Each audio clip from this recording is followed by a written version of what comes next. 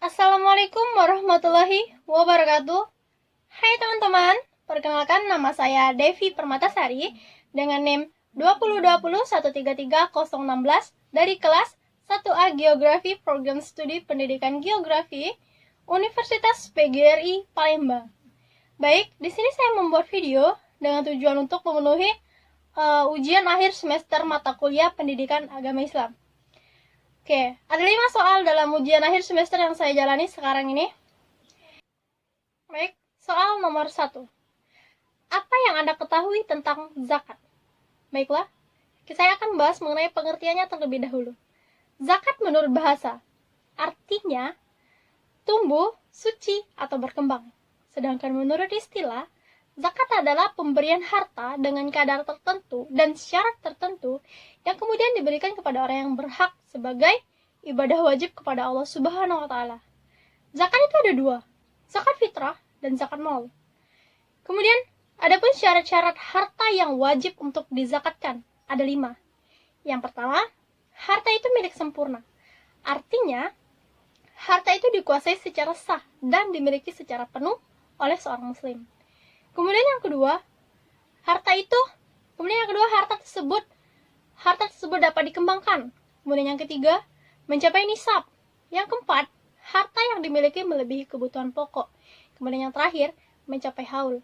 Artinya, harta itu sudah dimiliki selama 1 tahun. Kemudian, peranan zakat dalam meningkatkan kesejahteraan masyarakat. Zakat memiliki peranan yang sangat penting dalam meningkatkan kesejahteraan masyarakat, yaitu memenuhi kebutuhan hidup manusia, seperti kebutuhan pangan, sandang, papan, kemudian pendidikan, kesehatan, keamanan, dan lain sebagainya. Kemudian, adapun golongan orang yang berhak menerima zakat, ada 8 golongan. Yang pertama, fakir. Fakir artinya orang yang tidak memiliki harta atau usaha. Kemudian yang kedua ada miskin. Orang yang memiliki harta atau usaha, namun tidak mencukupi. Yang ketiga ada amil. Orang yang mengurus atau mengelola zakat. Kemudian yang keempat ada mu'alaf. Orang yang baru masuk Islam. Kelima adalah ada rikob. Rikob adalah orang yang dijanjikan oleh tuannya untuk dimerdekakan. Yang keenam ada warimin. Warimin adalah orang yang terlilit hutang. Yang ketujuh, ada sabilillah. Sabilillah adalah segala sesuatu untuk kepentingan Islam. Dan yang terakhir ada musafir. Orang yang sedang melakukan perjalanan jauh. Oke. Yang terakhir, ada perilaku yang mencerminkan hikmah dari zakat. Ada 4 perilaku. Yang pertama, optimis. Yang kedua ada bersyukur. Yang ketiga, berbahagia. Dan yang terakhir, tidak bersikap sombong. Oke, ini yang saya ketahui tentang zakat. Kemudian saya akan membahas contoh dari zakat. Contoh, jika seorang petani mendapatkan hasil panen atau hasil padi, dan jika telah dijadikan sebagai beras, menghasilkan sebanyak 1000 kg. Berapa zakat yang harus dikeluarkan jika petani tersebut menggunakan sawah tada hujan, dan berapa zakat yang harus dikeluarkan jika petani tersebut menggunakan sawah irigasi? Baik, saya akan menjelaskan dulu sedikit tentang pembagian zakat ini. Oke, adapun kadar pembagian hasil dari pertanian. Jika hasil panen tersebut menggunakan diairi dengan tada hujan, sungai, ataupun mata air, maka zakat yang dikeluarkan sebesar 10%. Namun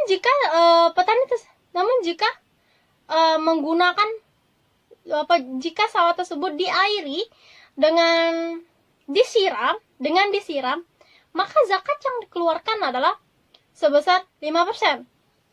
Baik, kita akan bahas satu dulu. Yang pertama, sawah dari tada hujan. Sawah dari tada hujan, tadi hasil panennya itu sebesar 1000 kg. hasil panen 1000 kg. Kemudian 1000 kg dikali dengan 10%. Hasilnya adalah 100 kg. Kemudian jika dirupiahkan, seandainya harga beras 1 kilo 10.000, maka 1000 kg beras dikali dengan 10.000 per kilo beras. Hasilnya adalah 10 juta. Kemudian 10 juta hasilnya. Kemudian 10 juta dikali dengan 10%, maka hasilnya adalah 1 juta. Jadi kesimpulannya adalah dari sawah tada hujan, zakat yang dikeluarkan apabila berbentuk beras, maka zakat yang dikeluarkan adalah 100 kg beras. Namun jika dalam bentuk rupiah, zakat yang dikeluarkan sebesar 1 juta rupiah. Itu tada hujan. Kemudian yang kedua, dari sawah irigasi atau sawah dengan cara disiram. Oke, kalau sawah dengan cara disiram, maka zakat yang dikeluarkan sebesar 5%. Oke, hasil panen tadi itu sebesar 1000 kg. 1000 kg dikali dengan 5%, maka hasilnya adalah 50 kg. Kemudian, jika dirupiahkan dengan harga beras 10.000 per kilo, maka 10.000 dikali dengan 1000 kg. Hasilnya adalah 10 juta. Kemudian 10 juta dikali dengan 5%. Hasilnya adalah 500.000 rupiah. Jadi kesimpulannya adalah zakat yang harus dikeluarkan dengan sawah irigasi apabila berbentuk beras sebesar 50 kg.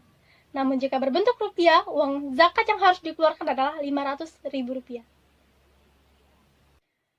Kemudian soal nomor 2. Apa saja yang perlu diperhatikan sebelum membagikan harta warisan? Sebelum bahas itu, saya akan beritahukan dulu pengertian dari warisan. Warisan adalah perpindahan berbagai hak dan kewajiban tentang kekayaan seseorang yang telah meninggal dunia kepada seseorang yang masih hidup. Adapun sebab-sebab seseorang mendapatkan harta warisan. Yang pertama karena nasab atau adanya hubungan darah dan keturunan. Kemudian yang kedua, musyawarah, yaitu adanya ikatan pernikahan yang sah. Yang ketiga, al-wala, seseorang yang memerdekakan budak. Kemudian yang terakhir, hubungan sama muslim, di mana posisi yang keempat ini orang tersebut tidak memiliki ahli waris. Oke. Kemudian, adapun sebab-sebab seseorang tersebut tidak mendapatkan harta warisan. Yang pertama, karena membunuh pewaris. Kemudian yang kedua, murtad.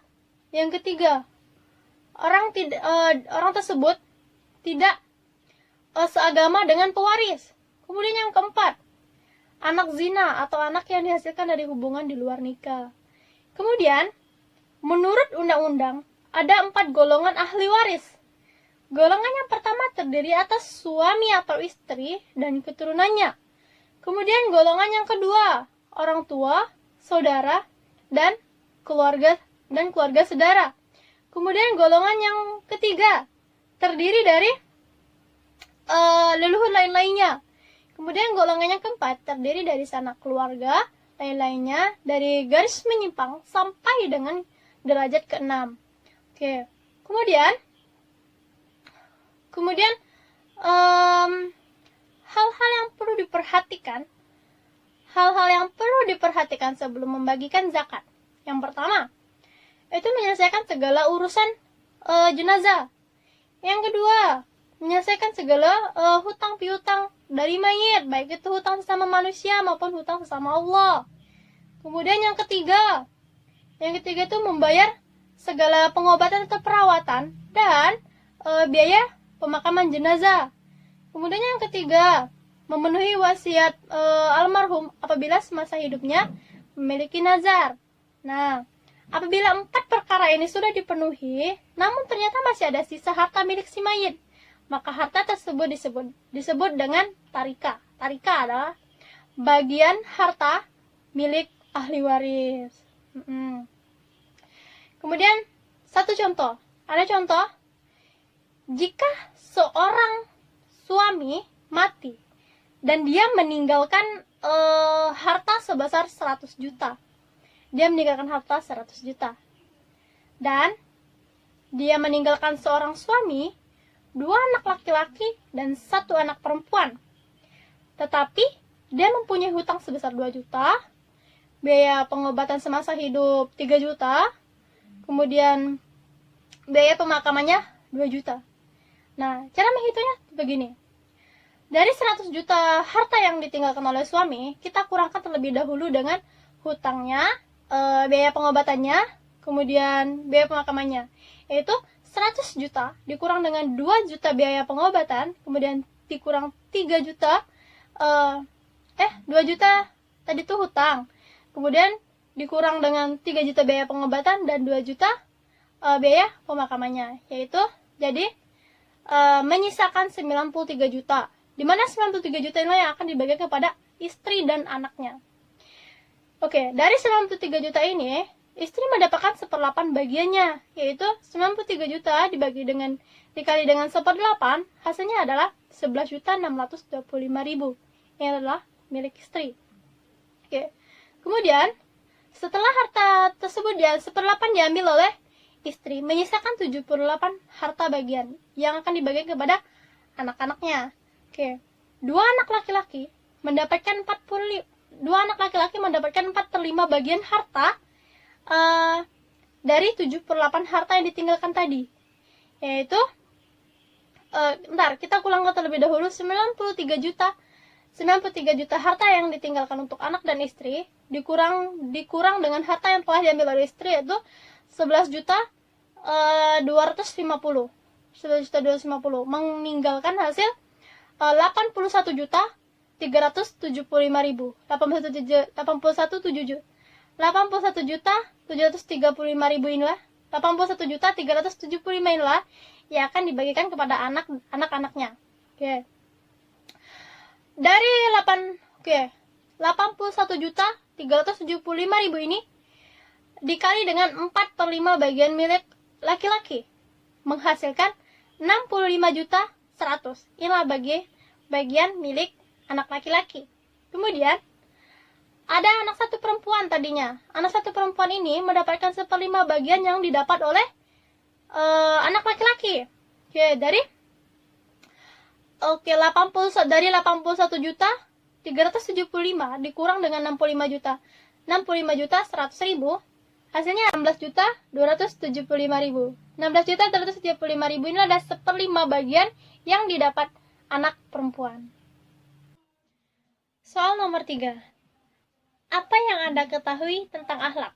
Baik itu akhlak kepada Allah, akhlak kepada sama manusia, maupun akhlak kepada alam semesta atau lingkungan. Oke. Akhlak menurut istilah adalah daya kekuatan yang tertanam dalam jiwa dan mendorong perbuatan spontan tanpa memerlukan terlalu banyak pertimbangan dan pemikiran yang lama. Jadi, akhlak merupakan sikap yang melekat pada diri seseorang dan secara spontan diwujudkan dalam tingkah laku dan perbuatan. Kemudian, adapun syarat sifat cerminan akhlak. Suatu perbuatan dikatakan sebagai cerminan akhlak apabila memenuhi 2 syarat. Syarat yang pertama, syarat dilakukan berulang-ulang sehingga menjadi suatu kebiasaan. 2, timbul dengan sendirinya. Kemudian, adapun ruang lingkup akhlak. Ruang lingkup akhlak dalam Islam meliputi akhlak terhadap Allah dan akhlak terhadap makhluk. Akhlak terhadap makhluk itu dibagi menjadi 2.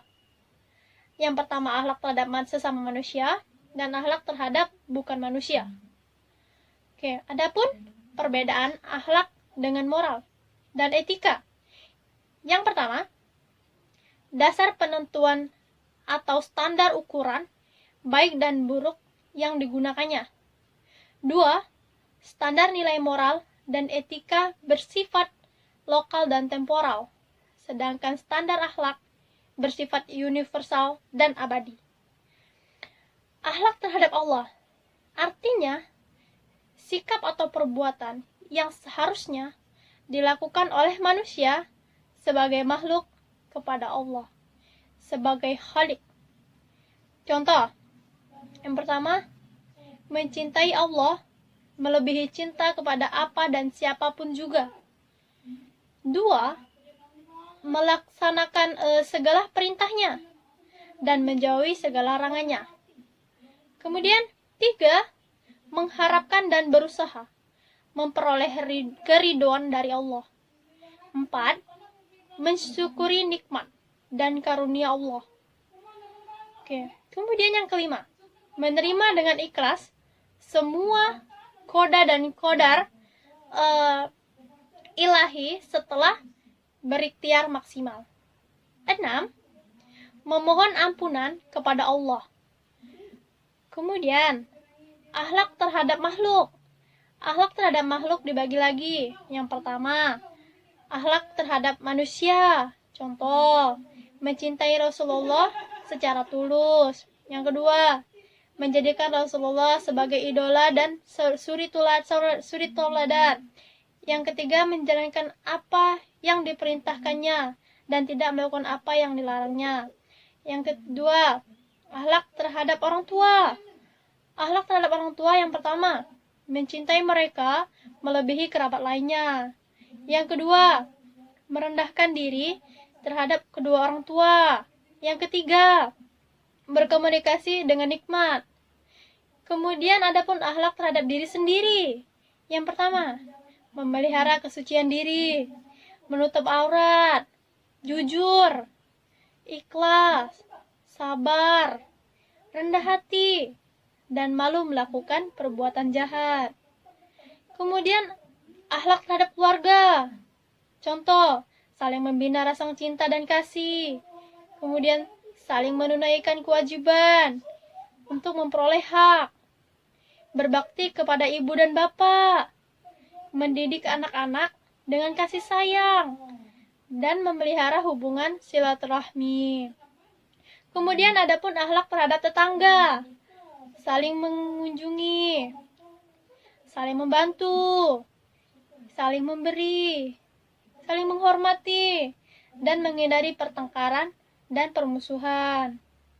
Oke, kemudian adapun akhlak terhadap masyarakat, memuliakan tamu, menghormati nilai dan norma, saling menolong, menganjurkan anggota masyarakat untuk berbuat baik dan melarang berbuat jahat. Kemudian yang terakhir, adapun akhlak terhadap bukan manusia atau alam semesta ataupun lingkungan hidup. Seperti sadar dan menjaga kelestarian lingkungan hidup. Yang kedua, menjaga dan memanfaatkan kekayaan alam. Yang ketiga, sayang terhadap sesama makhluk. Soal nomor 4. Apa yang Anda ketahui tentang takwa? Takwa adalah sikap mental seseorang yang selalu ingat dan waspada terhadap sesuatu dalam rangka memelihara dirinya dari noda dan dosa. Selalu berusaha melakukan perbuatan yang baik dan yang benar. Pantang berbuat salah dan berbuat kesalahan pada orang lain, diri sendiri, dan lingkungan. Kedudukan takwa sangat penting dalam Islam. Mengapa? Karena takwa adalah pokok dan ukuran dari segala pekerjaan seseorang yang muslim. Adapun ciri-ciri orang yang bertakwa. 1. Beriman kepada yang gaib. 2. Mendirikan sholat. 3. Menafkahkan sebagian rezekinya. 4. Beriman kepada Nabi Muhammad SAW dan sebelumnya. 5. Yakin kepada hari akhirat. Oke. Kemudian hubungan dengan Allah Subhanahu wa taala. Seorang yang bertakwa adalah seorang yang menghambakan dirinya kepada Allah Subhanahu wa taala dan selalu menjaga hubungan dengan dengannya setiap saat, sehingga kita dapat menghindari dari kejahatan dan kemungkaran, serta membuatnya konsisten terhadap aturan Allah Subhanahu wa taala. Kemudian, adapun hubungan manusia dengan dirinya sendiri. Selain kita harus bertakwa kepada Allah Subhanahu wa taala agar berhubungan baik dengan sesama serta lingkungannya. Manusia juga harus bisa menjaga hati nuraninya dengan baik seperti yang telah dicontohkan oleh Nabi Muhammad SAW. Dengan sifatnya yang sabar, pemaaf, adil, ikhlas, berani, memegang amanah, mawas diri, dan lain sebagainya. Ketakwaan terhadap diri sendiri dapat ditandai dengan ciri-ciri, yaitu yang pertama, sabar, tawakal, syukur, dan berani. Kemudian, hubungan manusia dengan manusia. Hubungan manusia dengan manusia atau disebut dengan hablum minanas, atau disebut juga sebagai ajaran kemasyarakatan. Manusia diciptakan oleh Allah Subhanahu wa taala, terdiri dari laki-laki dan perempuan. Semua manusia sama derajatnya di hadapan Allah.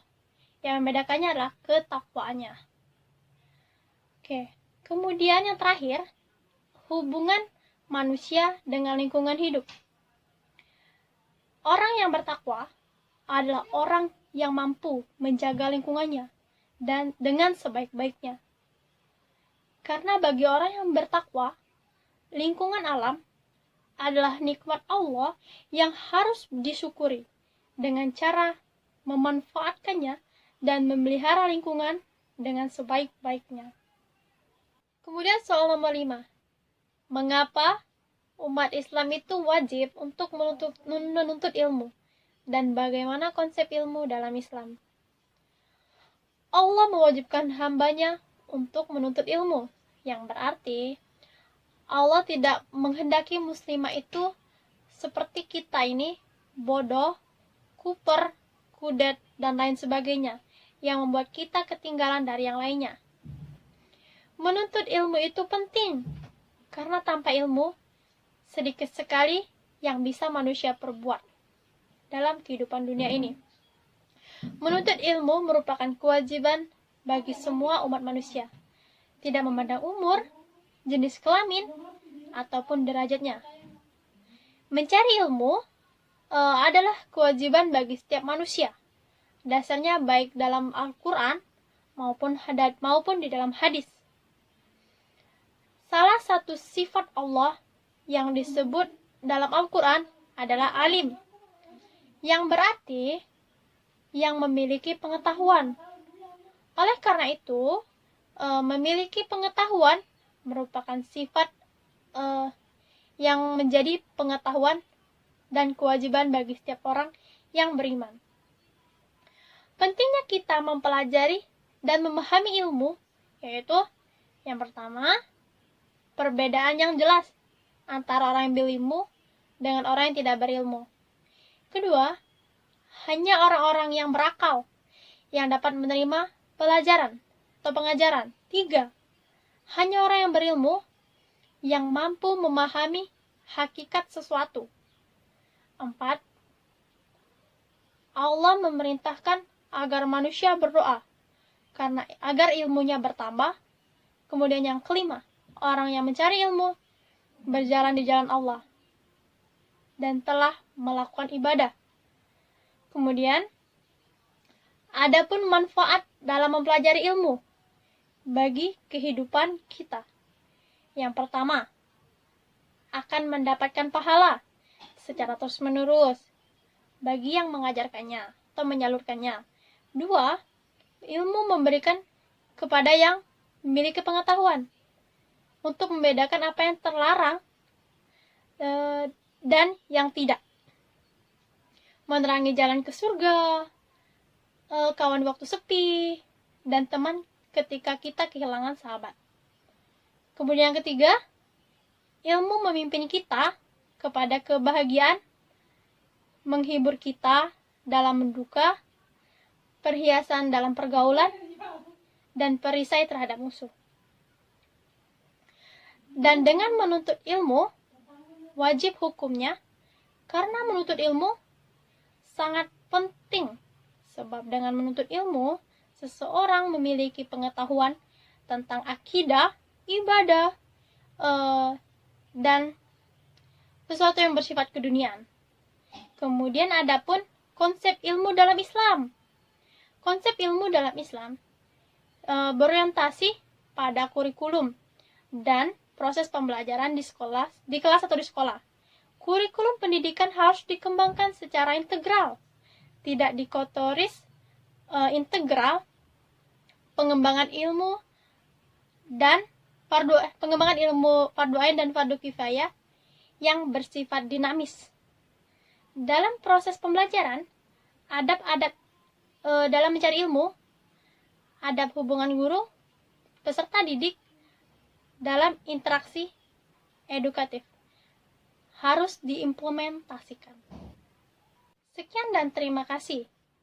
Hanya demikian yang bisa saya sampaikan dari penjelasan 5 soal UAS dari mata kuliah pendidikan agama Islam. Lebih dan kurangnya saya mohon maaf, kepada Allah saya mohon ampun. Wassalamualaikum warahmatullahi wabarakatuh.